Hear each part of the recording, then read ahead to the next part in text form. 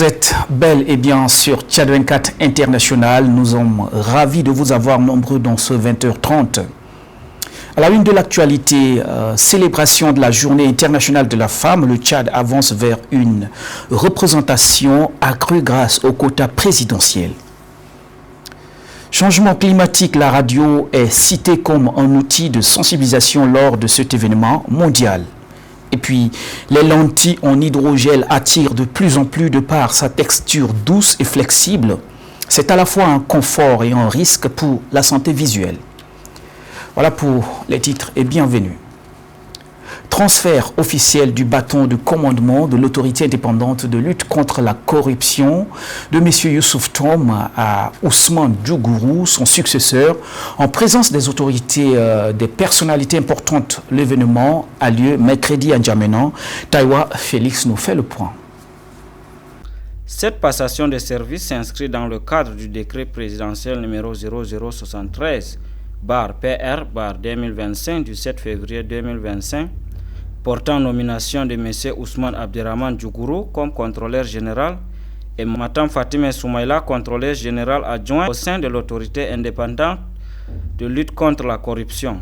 En présidant la cérémonie, le ministre d'État secrétaire général à la présidence du Tchad, Dr Mohamed Ahmad Alabo, a adressé ses félicitations à la nouvelle équipe et lui a recommandé de travailler dans l'intérêt de la nation. Il a également souhaité plein succès au contrôleur général sortant pour la nouvelle mission qui lui est confiée. Le contrôleur sortant, M. Youssouf Tom, après avoir prononcé les mots de remerciement, a adressé le bilan de son passage à la tête de cette institution. Mon passage à l'autorité indépendante de lutte contre la corruption AILC a été marqué par un engagement sans faille en faveur de l'intégrité, de la transparence et de la bonne gouvernance. Ce combat ne s'arrête pas avec mon départ.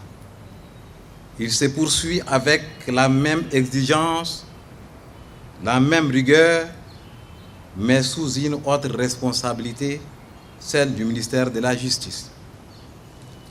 Avant tout, je tiens à exprimer ma gratitude aux plus hautes autorités de la République pour la confiance renouvelée qu'elles ont placée en moi. Le contrôleur général entrant, Ousmane Abderrahmane Djougourou, promet de travailler dans la transparence pour enrayer la corruption. Je m'engage à travailler dans un esprit de transparence, de rigueur et d'équité. La responsabilité qui se pose sur nos épaules aujourd'hui est immense. Nous avons en effet la lourde tâche de transformer l'environnement actuel où la corruption est mutualisée, occultée, banalisée, voire encouragée à un environnement dans lequel les corrupteurs et les corrompus seront accablés de peur. Dans toutes les interventions, les deux dirigeants de la nouvelle équipe se mesurent être à la hauteur de relayer les défis qui gangrènent la bonne gouvernance au Tchad. Le mouvement patriotique du salut continue sa campagne de sensibilisation pour l'élection sénatoriale. Dr Boukou Dédé El Hadji, en tant que responsable de la campagne du mouvement patriotique du salut pour la zone de N'Djamena, a rencontré les électeurs du 8e arrondissement en compagnie des candidats du MPS. Suivez ce reportage de Yacoub Abdallah Maouloud. Le directeur de campagne du mouvement patriotique du salut pour la ville de N'Djamena, Dr Boukou Dédé El Hadji, a fait connaître Wang Laouna Ibrahim et Mariam Ahmad Djemil aux grands électeurs du 8e arrondissement comme candidats du mouvement patriotique d'Issali aux élections sénatoriales. La tournée de ces candidats dans les 10 arrondissements de la ville de N'Djamena d'obtenir le soutien des conseillers provinciaux et des conseillers communaux. Mariam Ahmad Djemil, s'il la voit de gagner, espère à une écrasante victoire. Le 8e arrondissement normalement c'est le fief du MPS. C'est le fief de MPS, on a eu quand même 3 députés. Même si on a divisé le reste, je pense que le 8e arrondissement est et restera le fief du MPS. Alors donc, moi je pense que, comme vous l'avez dit, comme le EC a dit, il faut qu'on parte et dormir tranquillement parce que vous nous avez déjà élus. Quant à Wang Launa Fula Ibrahim, ce candidat a pris la parole pour rassurer les électeurs de son engagement à servir la ville de N'Djamena. Prenons l'engagement ici devant vous, moi et Madame Diamous. On ne travaille que pour la population de la ville de N'Djamena. Nous allons unir notre force. Nous tous, les 200 élus, nos 11 députés et les 2 sénateurs, nous allons nous organiser de telle sorte que les souffrances de la population de la ville de N'Djamena puissent être un souvenir. Ces meetings est la suite logique d'une série de campagnes de sensibilisation pour les élections sénatoriales pour la ville de N'Djamena. La caravane des docteurs Bourkou Dédé Al-Hadj va toucher tous les 10 arrondissements pour convaincre les grands électeurs. En diplomatie, l'ambassade du Royaume du Maroc a organisé une rencontre axée sur le thème accès des pays du Sahel à l'océan Atlantique, priorité et perspective de l'initiative Atlantique Royale pour l'émergence d'une région intégrée. L'objectif principal de cette rencontre est de promouvoir l'initiative Atlantique Royale auprès des leaders d'opinion au Tchad. L'événement a lieu ce 13 février. Adoum Brahim Hamis y a pris part. L'intégration économique et géostratégique des pays du Sahel et en particulier du Tchad est au cœur des discussions ce jeudi. Cette rencontre convoquée à l'initiative de l'ambassade du Maroc construite autour du thème « Accès des pays du Sahel à l'océan Atlantique », priorité et perspective de l'initiative Atlantique Royale pour l'émergence d'une région intégrée représente une opportunité unique pour dynamiser les échanges commerciaux, créer des emplois et favoriser la stabilité régionale du Sahel. C'est alors un appel à l'appropriation par les autorités tchadiennes. Le diplomate marocain Abdelatif Eroja soutient que l'adhésion du Tchad à ce projet visant à doter les pays du Sahel d'un débouché sur l'Atlantique, sur l'océan Atlantique, dans le cadre d'une dynamique inclusive, incluant la façade atlantique et l'espace sahélo-saharien, ne pourrait que promouvoir une zone sahélo-atlantique stable, avec 27 pays,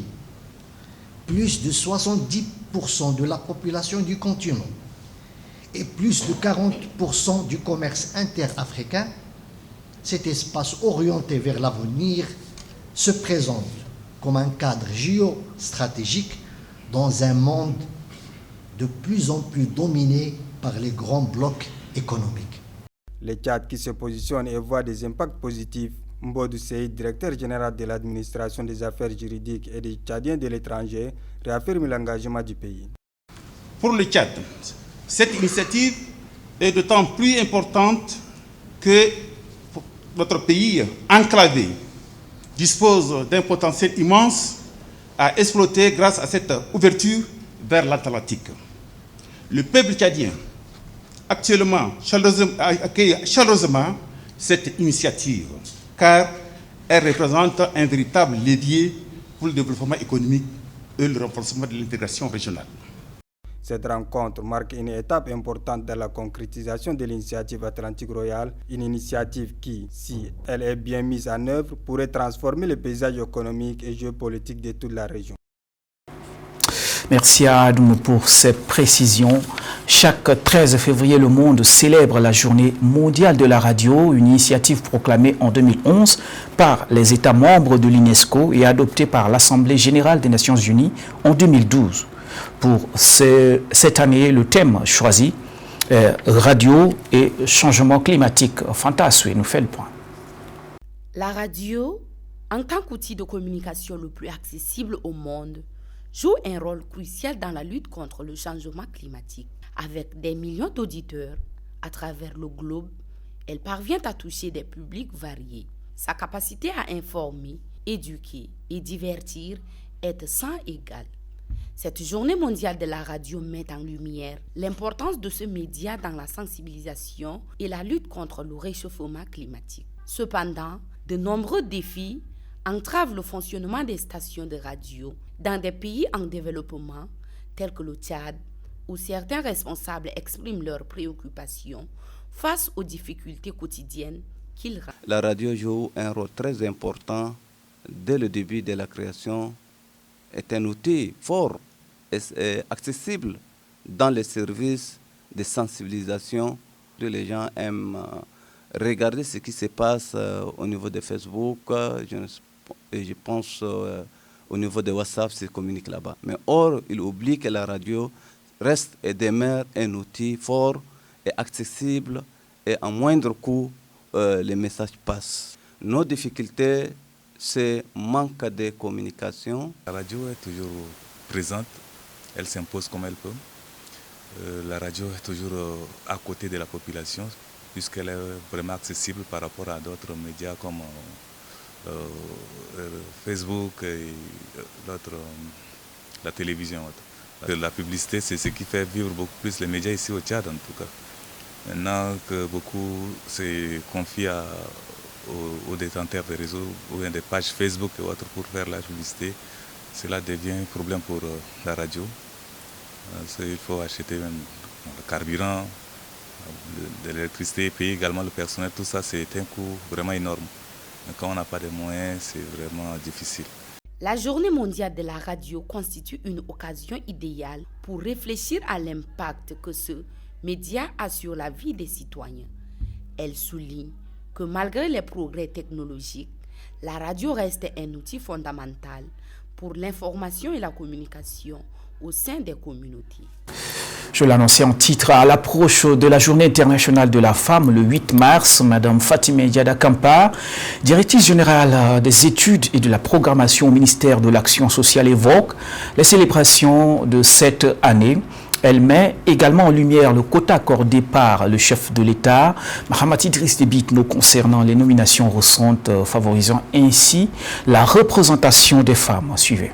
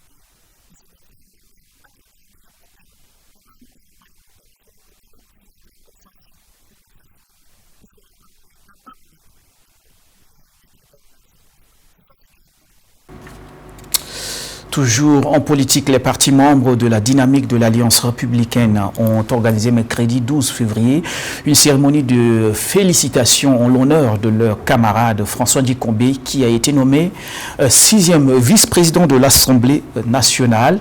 Cette célébration s'est tenue dans le 7e arrondissement à Abénan.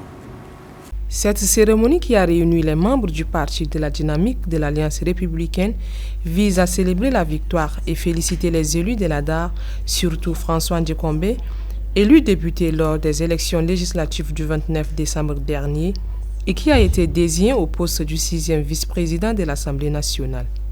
La coordinatrice et porte-parole de la DAR, Klako Karamega, La désignation de l'heure de celui-ci, vu au poste du 6e vice-président de l'Assemblée nationale, a accentué la joie des militants de la DAR.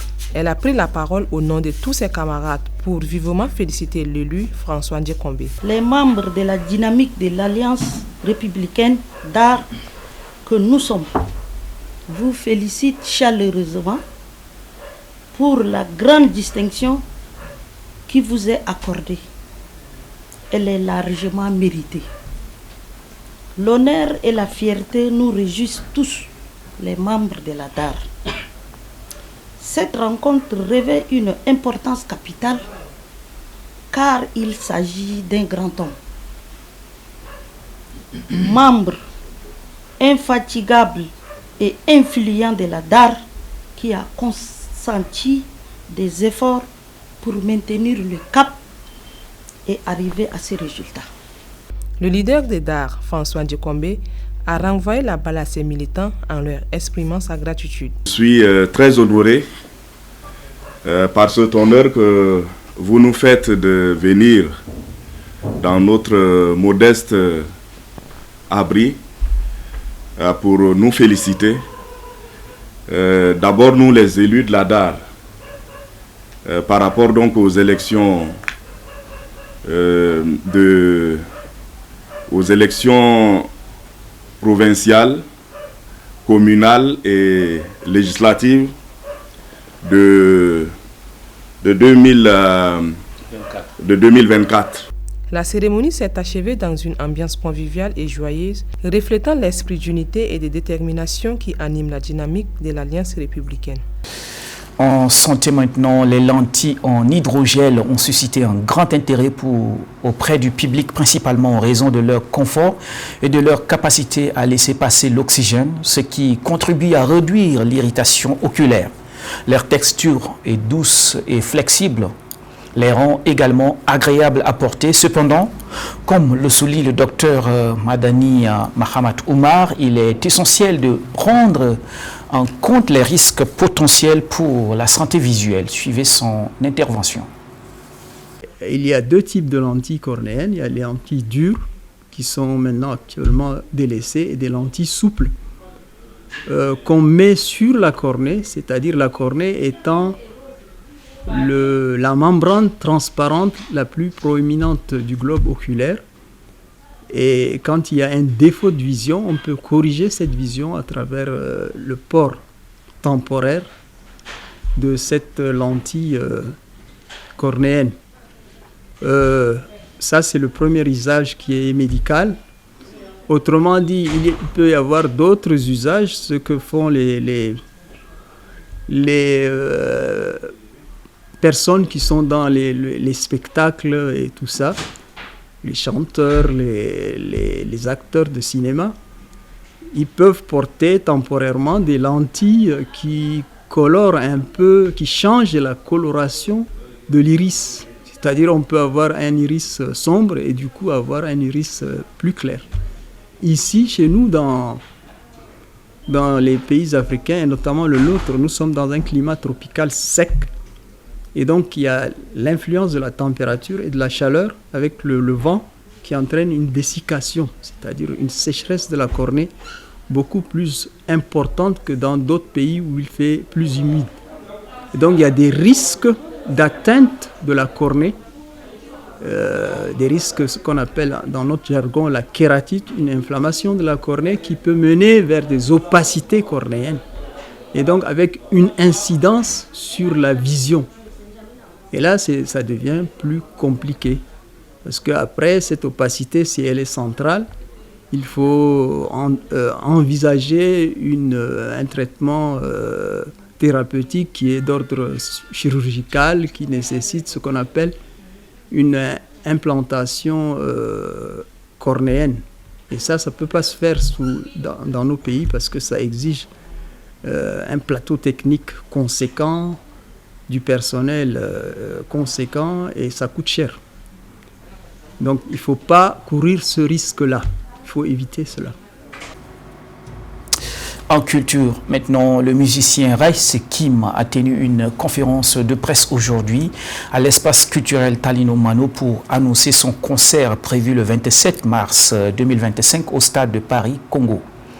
Après une longue période d'absence sur scène, il a partagé les détails concernant cet événement. Odette Mekila. L'artiste annonce un concert en puissance après 2 ans d'absence sur la scène musicale. Raïs Kim, le Bunda Boss, produira le 29 mars prochain au stade communal de Paris-Congo en N'Djamena. Un retour très attendu, lui qui désire renouer avec son public, promettant une prestation d'exception avec de l'authenticité musicale. L'artiste parle de sa production artistique mais entrepreneuriale qui déborde aussi des sujets liés aux inégalités sociales, des conditions de vie désastreuses avec les enfants de la rue en toile de fond. Au-delà du fait que ce soit un concert, au-delà du fait qu'il y a un album qui arrive, c'est tout un projet de société. Un projet qui vise à soutenir, sinon à encourager l'entrepreneuriat des jeunes, surtout les jeunes délaissés, les jeunes de la rue, comme on aime les appeler, ceux qui n'ont pas de repères, qu'on cherche maintenant à les fixer sur une directive pour qu'ils puissent, eux, pouvoir produire l'essentiel pour rester en vie. Raïs Kim ambitionne de faire de cet événement un hymne pour un éveil combatif de conscience. Son art, le rap comme arme de défense et de sensibilisation. Le moment est arrivé pour moi de pouvoir renouer avec mon public que j'aime tant, public qui me donne toujours une chaleur positive et une chaleur qui m'accompagne toujours dans mes activités et dans mes prises de décision et de position. Alors ce public m'a manqué durant tout ce temps. Voilà pourquoi je suis revenu. C'est un défi qui se lance pour ainsi provoquer de l'admiration à la musique tchadienne. Une invitation de masse, l'artiste du peuple s'est tourné vers ses semblables, les appelant à l'audace. Il faut dire que le retour de Bunda Boss s'accompagne d'un album intitulé « À visage humain » pour maintenir un public soif d'un récit poétique avec effets spéciaux, alliant ambiance festive et réalité quotidienne à la hauteur de ses attentes. Voilà pour ce qui est de l'actualité tchadienne. L'armée soudanaise refuse d'instaurer un cessez-le-feu durant le ramadan pendant que les églises plaident pour la paix à Goma. L'actualité internationale, nous faisons aussi le tour du monde en passant par les États-Unis, l'Allemagne et la France avec Tchatara Marilyn Dila. Le national se tient à Paris pour soutenir la transition en Syrie. Le chef de la diplomatie syrienne, Assad al-Shabani, certains pays arabes du G7 et de l'Europe prennent part ce jeudi à ces conclaves politiques. C'est la 3e fois qu'une telle rencontre a eu lieu depuis le renversement de Bachar al-Assad. Ils joueront leur partition en mettant en relief la transition politique et les immenses défis sécuritaires et économiques auxquels fait face la Syrie depuis le 8 décembre. Cette conférence prendra fin avec le président français Emmanuel Macron qui veut dresser un cordon sanitaire pour protéger la transition syrienne d'ingérence étrangère, coordonner l'aide et faire passer les messages au nouveau pouvoir syrien, indique France 24. Restons toujours en France pour parler cette fois de l'attaque à la grenade perpétrée hier dans un bar de Grenoble. À l'heure actuelle, le criminel est en fuite. Depuis ce jeudi, la police est aux trousses de cet homme. Une explosion qui a fait 15 blessés, ceci en jetant une grenade dans un bar d'un quartier populaire de Grenoble. La piste terroriste est a priori écartée selon le procureur adjoint François Touré de Coucy.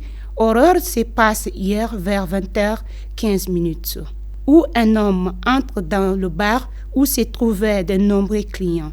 Sans dire mot, il jette une grenade avant de prendre la fuite.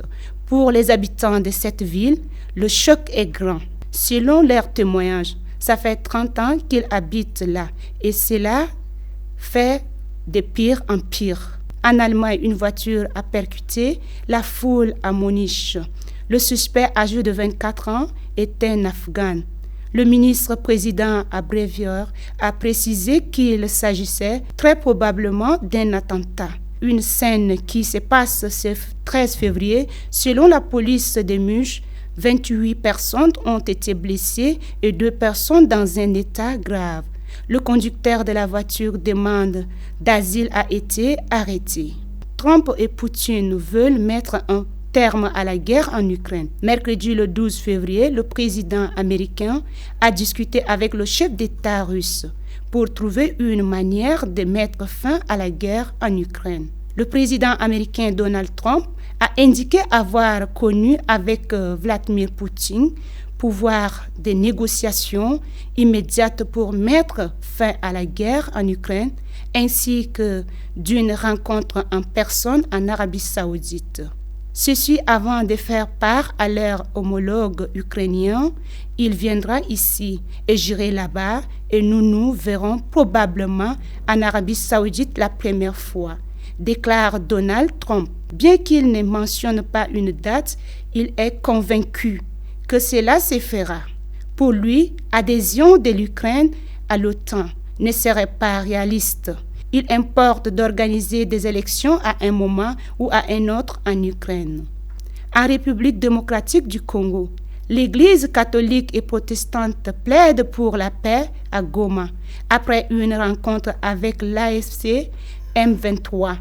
Après une réunion stratégique et de consultation avec les responsables de l'AFC M23 à Goma, Monseigneur Donald Noll, haut cadre de la Conférence épiscopale nationale du Congo, accompagné par les autres hommes de Dieu, membres de la SANCO et de ECC, a réaffirmé l'engagement des églises catholiques et protestantes en faveur d'un dialogue inclusif pour la paix en République démocratique du Congo.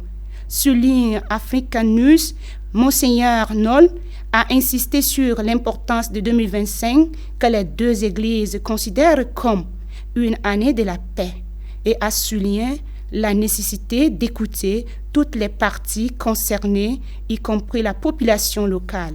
Une rencontre qui portera sûrement de fruits. Au Soudan, l'armée rejette l'appel à un cessez-le-feu durant le Ramadan. Les Émirats arabes unis ont appelé ce mardi à un cessez-le-feu durant le mois de Ramadan. Pour eux, à l'approche du mois sacré du Ramadan, un temps utile pour la miséricorde et la compréhension, et les Émirats arabes unis appellent toutes les parties à honorer cette période sacrée par un cessez-le-feu humanitaire. Une idée immédiate rejetée par l'armée soudanaise qui ne compte pas stopper cette guerre civile d'ici tôt.